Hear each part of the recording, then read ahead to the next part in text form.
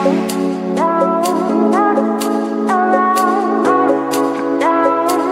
Student, कैसे हैं आप लोग। Welcome to the PCB club और मैं हूं आपकी सुमन मैम। तो अगर आप चैनल पर नए हैं तो फटाफट चैनल सब्सक्राइब कर लीजिए। उसके बाद हम लोग अपना पढ़ाई स्टार्ट करेंगे। तो आज हम लोग कुछ नया पढ़ने वाले हैं। आज हम लोग क्लास 9 का फिजिक्स का चैप्टर पढ़ेंगे, वर्क एंड एनर्जी। अब जो वर्क है वो हम सब लोग सब जानते हैं कि वर्क करने के लिए हमें एनर्जी चाहिए, जिसके लिए हम अपना फूड लेते हैं। तो वर्क जो नॉर्मल लाइफ में है तो उसको हम लोग, चाहे हम फिजिकली वर्क करें, उसको भी हम लोग वर्क में ही कंसिडर करते हैं। अगर हम मेंटली वर्क करते हैं, आप स्टडी करते हैं या कोई ऑफिस वर्क करते हैं, लैपटॉप में वर्क करते हैं, तो मेंटल वर्क अगर हम करते हैं तो उसको भी हम लोग वर्क में कंसिडर करते हैं। लेकिन फिजिक्स में ऐसा नहीं है। फिजिक्स में आप कितना भी वर्क करते रहे, लेकिन अगर आपने किसी ऑब्जेक्ट पे फोर्स लगाया है और उसमें मूवमेंट नहीं हुई तो आपका वर्क डन जीरो है। यानी कि अगर आपने दीवार पे अपना सर फोड़ डाला या उसको कितना भी पुश किया, दीवार में मूवमेंट नहीं हुई है, यानी कि आपका वर्क डन जीरो है। ठीक, आपकी बॉडी में जो वर्क डन हुआ, आप टायर्ड हो जाएंगे, आपका सर भी फट जाएगा, लेकिन दीवार पे वर्क नहीं हुआ। तो यहाँ पे हम लोग आज वर्क पढ़ेंगे, जो कि आपका बहुत ही अच्छा टॉपिक है और काफी इंपॉर्टेंट भी है, क्योंकि इसमें डेफिनेशन भी है। मेन इसमें है आते हैं आपके न्यूमेरिकल। तो आपको वर्क समझना है। आपका वर्क पॉजिटिव भी होता है, नेगेटिव भी होता है, जीरो भी होता है। ठीक है, तो वर्क को बहुत अच्छे से समझ लीजिएगा। मेन इसके जो फॉर्मूलाज है वो आपको समझना है।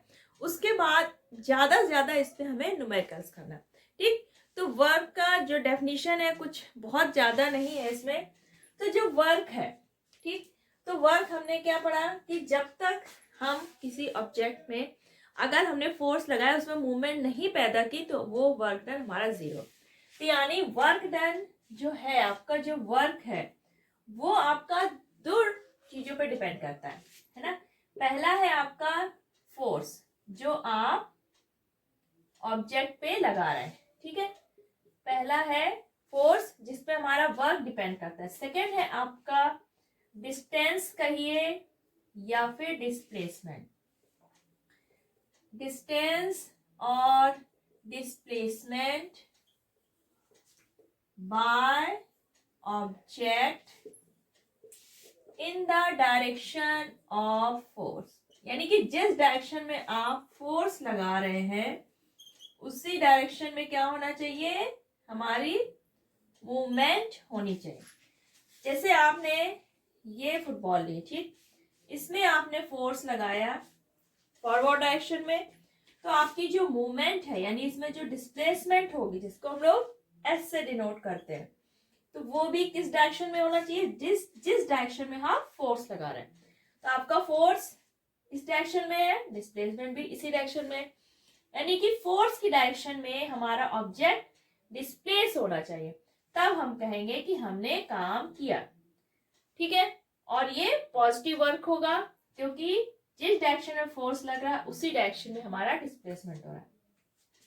तो पहले सिंपल हमारा जो वर्क डन का फॉर्मूला आ जाएगा वो आ जाएगा फोर्स इनटू डिस्टेंस और डिस्प्लेसमेंट। अब हम लोग वर्क को किससे डिनोट करेंगे, W। ठीक है, फोर्स को कैपिटल F और डिस्टेंस या डिस्प्लेसमेंट को स्मॉल s से। तो हमारा फॉर्मूला हो गया W equal to F into S। Work done equal to force multiply distance और डिस्प्लेसमेंट बाय ऑब्जेक्ट। अब W इक्वल टू क्या हुआ, फोर्स इंटू डिस्प्लेसमेंट। ठीक, W equal to force into distance या डिस्प्लेसमेंट। अब फोर्स को हम लोग किससे डिनोट करते हैं, न्यूटन से। फोर्स की एसआई यूनिट हम लोग न्यूटन लेते हैं और डिस्प्लेसमेंट की मीटर। तो W इक्वल टू जो आपकी यूनिट आएगी वो क्या आया, न्यूटन मीटर। अब अगर किसी ऑब्जेक्ट में हम 1 न्यूटन का फोर्स लगाते हैं और उसमें डिस्प्लेसमेंट हो रहा है 1 मीटर, तो आपका वर्क डन कितना हो जाएगा, 1 न्यूटन मीटर। अब जो ये न्यूटन मीटर है इसको हम लोग कहते हैं जूल। तो ये हो गया 1 joule equal to 1 newton metre. तो जो आपका जूल है ये है आपकी SI unit of work. Work की एसआई यूनिट क्या हुई? जूल, जिसको हम लोग स्मॉल जे से डिनोट करते हैं। ठीक है, तो ये हो गया आपका वर्क डन। अब वर्क जो है आपका ये है स्केलर क्वांटिटी। स्केलर क्वांटिटी है, इसमें कोई डायरेक्शन नहीं मैटर करती आपकी।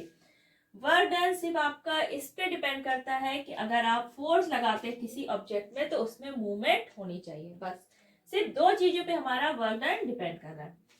अब जैसे आपने किसी बॉक्स को पुश किया, आपने फोर्स तो लगाया उसमें, लेकिन वो आपका हिला नहीं, कोई मूवमेंट नहीं हुई, तो आपका वर्क डन हो गया 0। आप स्टेशन पे खड़े हैं, सूटकेस आपने हैंग कर रखा है या आपने सर पे रखा है, आप वहां पे मूवमेंट तो हो नहीं रही है, आप वहां पर सिर्फ खड़े हैं स्टेशनरी, तो आपका वर्क डन क्या हुआ? 0। यानी वर्क के लिए हमारी दो कंडीशन है कि फोर्स लग रहा है तो उसमें डिस्टेंस या जो डिस्प्लेसमेंट है यानी ऑब्जेक्ट में मूवमेंट होनी ही चाहिए। तो ये तो हो गया आपका नॉर्मल वर्क। अब हम लोग वर्क पढ़ेंगे वर्क डन अगेंस्ट ग्रेविटी। कोई भी ऑब्जेक्ट है तो उसको अर्थ क्या करती है? अपनी तरफ अट्रैक्ट करती है। हर ऑब्जेक्ट पे क्या होता है? अर्थ एक ग्रेविटेशनल फोर्स लगाती है। लीजिए आपने एक बॉक्स लिया जिसका मास है m, इसको हम लोग लिफ्ट कर रहे हैं, ऊपर की तरफ उठा रहे हैं। अब इसमें डाउनवर्ड डायरेक्शन में क्या लग रहा है? Gravitational force. तो इस फोर्स के अगेंस्ट हमें कुछ ना कुछ वर्क करना पड़ेगा, तभी हम इस बॉक्स को उठा सकते हैं। तो जब हम किसी ऑब्जेक्ट को लिफ्ट करेंगे, ठीक है, अगेंस्ट ग्रेविटेशनल फोर्स, तो इस पे जो फोर्स लगेगा, जो ऑब्जेक्ट पे फोर्स लगेगा वो होगा इसके वेट के बराबर। फोर्स किसके बराबर होगा? वेट। और वेट होता है मास इनटू ग्रेविटी वाला acceleration, acceleration due to gravity. तो फोर्स हो गया mg। ठीक, अब हम इसको जितनी भी हाइट तक ले जाते हैं h, आप ग्राउंड से जितनी भी वर्टिकल हाइट तक इसको लिफ्ट करते हैं वो हाइट हम इसमें क्या कंसीडर करेंगे? That is displacement. यानी कि जो डिस्प्लेसमेंट हुआ वो हुआ आपकी वर्टिकल हाइट, जिस हाइट तक हम ऑब्जेक्ट को लिफ्ट कर रहे हैं, तो आपकी डिस्प्लेसमेंट हो जाएगी ये वर्टिकल हाइट। तो वर्क डन इक्वल टू हो जाएगा फोर्स इंटू डिस्प्लेसमेंट। फोर्स की जगह रखेंगे हम ऑब्जेक्ट का वेट यानी कि mg, और डिस्प्लेसमेंट होगा आपका जो ये वर्टिकल हाइट है। तो आपका फॉर्मूला क्या आएगा? W equal to mgh। Force आपका होगा ऑब्जेक्ट का वेट और आपका जो डिस्प्लेसमेंट होगा वो होगी वर्टिकल हाइट। तो आपका ये फॉर्मूला बना work done equal to mgh। आपकी जो यूनिट होगी वर्क की वो आप जूल ही लेंगे। ठीक है, तो एक आपके वर्क जो आपने फॉर्मूला पढ़ा उसके बेस पे न्यूमेरिकल, आपको एक ऑब्जेक्ट है उस पे फोर्स लगाया जा रहा है 10 न्यूटन का, तो उसमें डिस्प्लेसमेंट हो रहा है 1 metre in the direction of force. आपको वर्क डन निकालना है। तो यहाँ पे हमें सिंपल सा फॉर्मूला है, पता है, work done equal to force into displacement. Work आपका क्या हो जाएगा? फोर्स आपका दिया 10 न्यूटन, डिस्प्लेसमेंट दिया 1 मीटर, तो क्या आएगा आपका? 10 जूल। ठीक, ये आपका हो गया वर्क। सेकेंड प्रॉब्लम है on lifting 200 kg water through a vertical height 6 metre. अब यहाँ पे आपका क्या हुआ? वाटर को हम लोग लिफ्ट कर रहे हैं वर्टिकल हाइट 6 मीटर तक, यानी कि यहाँ पे हम ग्रेविटेशनल फोर्स के अगेंस्ट वर्क करेंगे। तो यहाँ पे जो फोर्स होगा वो क्या होगा? वाटर के वेट के बराबर। तो work done equal to force into जो वर्टिकल हाइट है। फोर्स किसके बराबर हो जाएगा? वाटर के वेट के बराबर। मास आपका 200 kg है, mgh। अब मास आपका है 200, g की वैल्यू दी है 10, तो क्या रखेंगे हम? 200 मल्टीप्लाई 10, और वर्टिकल हाइट कितनी दी है आपको? 6 मीटर, यानी कि 6 मीटर तक हम वाटर को लिफ्ट कर रहे हैं। तो ये हो गया 6, आपका आ गया 12,000 जूल। यानी कि 200 kg वाटर को हम 6 मीटर वर्टिकल हाइट तक लिफ्ट करते हैं तो हमारा वर्क डन कितना होगा 12,000 जूल। तो ये आपको सिंपल से न्यूमेरिकल इन दो फॉर्मूले के बेस पे बहुत इजीली आप ऐसे कर लेंगे। न्यूमेरिकल है, एक कार है कोई, उसका मास दिया है 1000 kg। इनिशियल वेलोसिटी यानी कुछ वेलोसिटी है कार की जो चल रही है 30 मीटर पर सेकेंड से। 50 मीटर चलने के बाद कार हमारी रुक जाती है, यानी कि उसमें एक रिटार्डिंग फोर्स लगने लगा है, ब्रेक, ठीक है। यानी 50 मीटर के बाद कार हमारी रुक जाती है, यानी कि फाइनल वेलोसिटी क्या हो गई आपकी 0। तो आपको निकालना क्या है, इसमें फोर्स निकालना है एक्सर्टेड बाय ब्रेक्स। अब जब कार हमारी स्टॉप हो रही है यानी कि उसमें ब्रेक लग रहा है, ठीक, तो ब्रेक क्या लगा रहा है, फोर्स लगा रहा है कार पे और हमारी कार स्टॉप हो जाती है। तो आपको वो फोर्स निकालना है work done by the brakes, और जो ब्रेक्स के थ्रू वर्क हुआ वो आपको कैलकुलेट करना है। तो यहाँ पर जो इनिशियल वेलोसिटी दी है वो आपको दी है 30 मीटर पर सेकेंड, ठीक, और जो आपका डिस्प्लेसमेंट दिया है 50 मीटर। अब 50 मीटर के बाद क्या हो रही है, हमारी कार स्टॉप हो रही है, यानी कि जो हमारी फाइनल वेलोसिटी है वो क्या हो रही है 0। तो यहाँ पर हम क्या निकाल सकते हैं, पहले एक्सीलरेशन। अब यहाँ पे एक्सीलरेशन निकालने के लिए हम क्या फॉर्मूला लगाएंगे, जो आपका मोशन का थर्ड इक्वेशन है, v square equal to u square plus 2as। क्योंकि हमें यहाँ पे फाइनल वेलोसिटी पता है 0, इनिशियल वेलोसिटी पता है 30 मीटर पर सेकेंड, डिस्प्लेसमेंट पता है, तो हम यहाँ पर फाइनल वेलोसिटी 0 रखेंगे। इनिशियल वेलोसिटी आपकी कितनी है 30 का स्क्वायर प्लस 2a, डिस्प्लेसमेंट आपका है 50 मीटर। अब ये आपका क्या हुआ 900, ये क्या हुआ आपका 900 प्लस 100a, ठीक है। अब ये हमारा 900 क्या हुआ आपका, इधर आएगा माइनस का हुआ, माइनस का 900 100a, तो a की वैल्यू आ गई -9 मीटर पर सेकेंड स्क्वायर। अब माइनस की वैल्यू शो हो रही है, यानी कि हमारा ये क्या है डेसिलरेशन, क्योंकि हमारी कार क्या हो रही है स्टॉप हो रही है, यानी कि रिटार्डेशन हो रहा है। तो आपका ये ए क्या हो गया रिटार्डेशन हो गया, ठीक है। अब हमें निकालना है फोर्स, फोर्स जो आपके ब्रेक्स लगा रहे हैं, तो फोर्स इक्वल टू क्या हो जाएगा m इंटू ए। मास आपका कितना है 1000 kg, ए की वैल्यू -9, यानी कि फोर्स आपका कितना आ गया -9000 न्यूटन।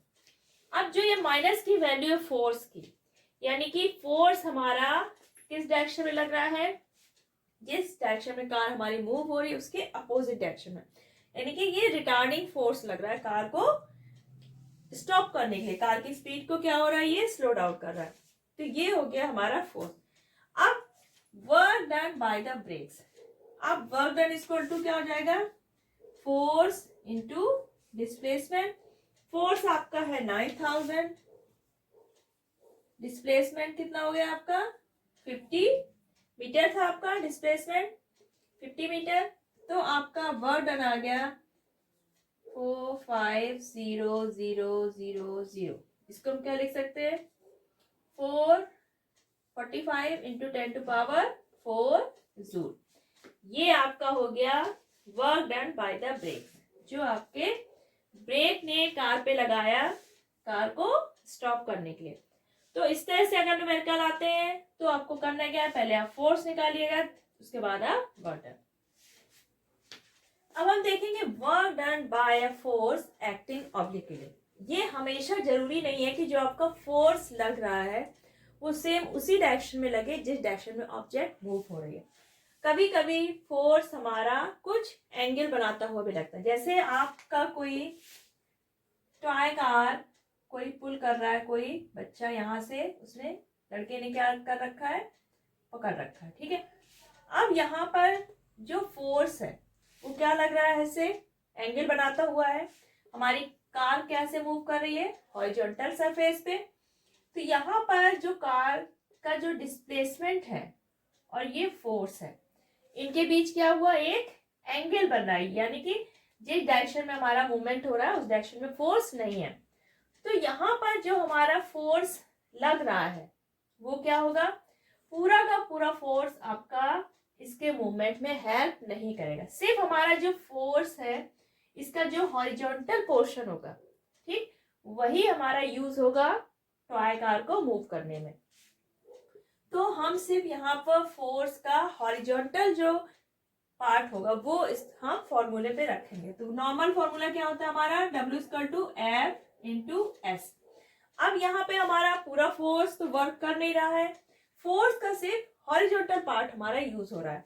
तो हम यहाँ पर क्या करेंगे, मान लीजिए ये रहा सेंटर पॉइंट O, ये आपका जो फोर्स लग रहा है, ठीक, और ये आपका है डिस्प्लेसमेंट, इसके बीच एक एंगल है जो है थीटा। तो यहाँ पर हमारा फोर्स का जो हॉरिजॉन्टल पार्ट हो जाएगा वो क्या हो जाएगा, F cos थीटा।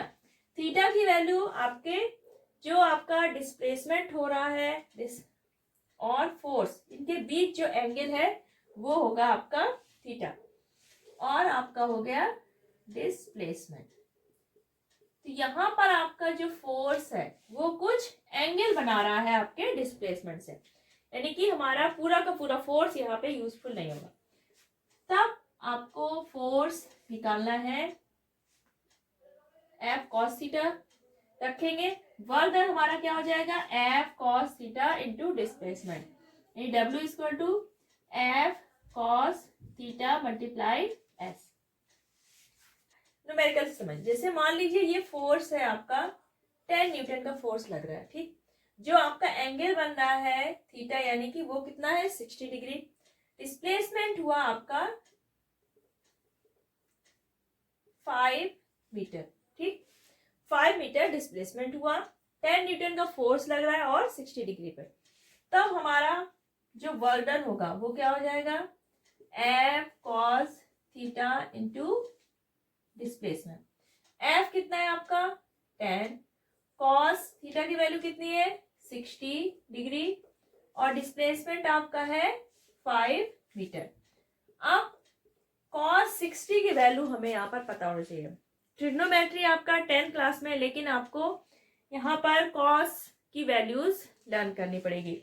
cos 60 है, cos 30 है, cos 40 है, ये आपको सारी वैल्यूज याद करनी पड़ेगी। तो cos 60 की वैल्यू होती है 1/2, ठीक, हम वो ले लेंगे, मल्टीप्लाइड 5, तो ये आपका 5, ये आ गया आपका 25 जूल। तो यानी कि हमारा वर्क डन कितना आ गया 25 जूल। तो जब हमारा फोर्स कोई एंगल बनाता हुआ काम कर रहा है, जो हमारा डिस्प्लेसमेंट है, तब हमारा फॉर्मूला क्या हो जाता है, W=F cos theta into F। हमारी cos थीटा की वैल्यू, अगर cos थीटा की वैल्यू है, cos जो एंगल है आपका फोर्स और डिस्प्लेसमेंट के बीच 0, तो cos 0 की वैल्यू क्या होगी 1, cos 30 की value √3/2, cos 45 1/√2, cos 60 1/2, cos 90 0, cos 180 degree की -1। अब इस वैल्यू के हिसाब से हम वर्क डन समझते हैं, F cos theta into displacement, ठीक। अब अगर हमारा जो cos थीटा की वैल्यू है 90, यानी कि हमारा जो फोर्स है और जो आपका डिस्प्लेसमेंट है इसके बीच एंगल कितना है 90, तब हमारा वर्क डन क्या हो जाएगा 0, क्योंकि cos 90 की वैल्यू क्या है 0। जैसे आपने देखा होगा कोई आदमी है सूटकेस लिए हुए है जा रहा है, ठीक, बिल्कुल वर्टिकल है वो, ठीक है। तो जो सूटकेस का जो वेट होगा वो फोर्स लग रहा है, वो किस तरफ लगेगा, अर्थ की तरफ। ऐसे सूटकेस लिए हुए है, ठीक है, कोई आदमी, तो इस पे जो फोर्स लगेगा वो इसके वेट के कारण लगेगा mg, और ये लगेगा डाउनवर्ड डायरेक्शन में अर्थ की तरफ। अब वो मूव कर रहा है इस डायरेक्शन में, तो आपका फोर्स और डिस्प्लेसमेंट के बीच एंगल क्या हो जाएगा 90। तो कोई पर्सन है वो सर पे सूटकेस लेके स्ट्रेट हॉरिजॉन्टल जा रहा है, तो वर्क डन क्या हो जाएगा यहाँ पे 0, क्योंकि जो आपका फोर्स और डिस्प्लेसमेंट है इसके बीच एंगल हो रहा है 90, ठीक है। तो अब यहाँ पर अगर cos थीटा की वैल्यू 0 आती है, फोर्स और डिस्प्लेसमेंट परपेंडिकुलर है, तो हमारा वर्क डन 0 हो जाएगा। अब अगर हमारा फोर्स और डिस्प्लेसमेंट की डायरेक्शन अपोजिट है, ये आपकी फुटबॉल है, अब ये इस तरह मूव हो रही है, ठीक है। जो इस पे सरफेस का फ्रिक्शन फोर्स लगे वो क्या लगेगा इस डायरेक्शन में, जो फुटबॉल को रोकने की कोशिश करेगा। तो फ्रिक्शन फोर्स और जो डिस्प्लेसमेंट है ये एक दूसरे क्या हो गए अपोजिट डायरेक्शन में, कुछ इस तरह से इधर फोर्स हो गया और ये हो रहा है डिस्प्लेसमेंट। तब यहाँ पर आपका जो फोर्स और डिस्प्लेसमेंट के बीच एंगल क्या हो गया 180 डिग्री। तो यहाँ पर cos 180 की वैल्यू क्या है -1, यानी कि हमारा वर्क डन क्या हो जाएगा निगेटिव। तो आपका वर्क डन निगेटिव कब होगा, जब आपका फोर्स और डिस्प्लेसमेंट अपोजिट डायरेक्शन में काम कर रहे हैं, तब हमारा वर्क डन हो जाएगा निगेटिव। जब आपका फोर्स और डिस्प्लेसमेंट एक दूसरे के परपेंडिकुलर होंगे तब हमारा वर्क डन 0 होगा। और हमारा वर्क डन पॉजिटिव कब होगा, जब आपका फोर्स और डिस्प्लेसमेंट सेम डायरेक्शन में होते हैं, यानी कि जिस डायरेक्शन में हमारा फोर्स लग रहा है उसी डायरेक्शन में हमारा क्या हो रहा है डिस्प्लेसमेंट, तब हमारा वर्क डन हो जाएगा पॉजिटिव। तो ये 3 कंडीशन है कि हमारा वर्क कब पॉजिटिव होगा, कब 0 होगा, कब निगेटिव। जब आपका फोर्स और डिस्प्लेसमेंट सेम डायरेक्शन में होंगे तब आपका वर्क डन पॉजिटिव होगा। जब आपका फोर्स और डिस्प्लेसमेंट के बीच परपेंडिकुलर है यानी 90 डिग्री पर है तब हमारा वर्क डन 0 होगा। और आपका फोर्स और डिस्प्लेसमेंट अपोजिट डायरेक्शन में है तब हमारा वर्क डन निगेटिव होगा।